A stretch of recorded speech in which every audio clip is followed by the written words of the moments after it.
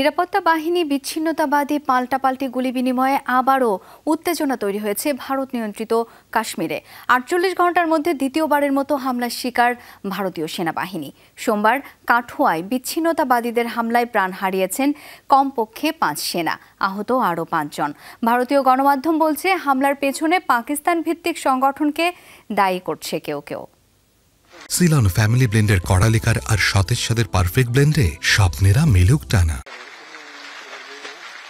সোমবার বিকেলে জম্মু কাশ্মীর উপত্যকার দক্ষিণে কাঠুয়া জেলায় নিয়মিত টহল দিচ্ছিল সেনাবাহিনী। শহর থেকে ১৫০ কিলোমিটার দূরে মাচেদি কিন্ডলি মালহার সড়কে অতর্কিত হামলা জওয়ানদের গাড়িতে। প্রথমে গ্রেনেড, এরপর গুলি ছোড়ে পাহাড়ে লুকিয়ে থাকা সন্দেহভাজন বিচ্ছিন্নতাবাদীরা, পরে পালিয়ে যায় জঙ্গলে।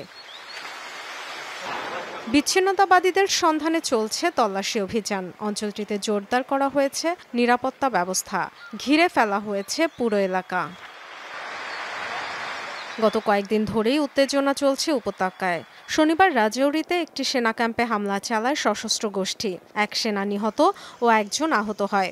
রাতে কুলগাঁওয়ে বিচ্ছিন্নতাবাদীদের আস্তানায় অভিযান চালায় সেনারা। প্রাণ যায় সশস্ত্র গোষ্ঠীর ২ সদস্যের। ফ্রিসাল এলাকায় দুপক্ষের মধ্যে হয় রক্তক্ষয়ী সংঘাত। ৪ বিচ্ছিন্নতাবাদীর পাশাপাশি এই অভিযানেও মৃত্যু হয় ১ সেনার। কাশ্মীরে সেনাদের উপর বারবার হামলার ঘটনাকে কেন্দ্র করে দেশটির রাজনীতিতেও তৈরি হয়েছে উত্তেজনা।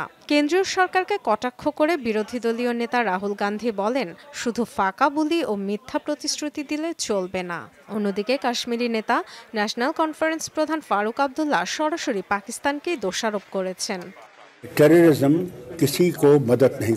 আমাদের প্রতিবেশীরা যদি ভাবে সন্ত্রাসীদের সীমান্তে পাঠিয়ে তারা পরিবর্তন আনবে, তা কখনো হবে না। তাদের দেশে এমনি হযবরল অবস্থা। এই ধরনের সংঘাত দুই দেশের জন্যই আরো ধ্বংসযজ্ঞ বয়ে আনবে। তাই দয়া করে সন্ত্রাসবাদ বন্ধ করুন। জম্মু কাশ্মীরে গত ১.৫ মাসে অন্তত ৭ দফা হামলা চালিয়েছে বিচ্ছিন্নতাবাদীরা। গেল জুনে পুণ্যার্থীদের একটি বাসে হামলার পর খাদে পড়ে যায় সেটি। মৃত্যু হয় ৯ জনের। Dorothy Tasrin, Jamuna news.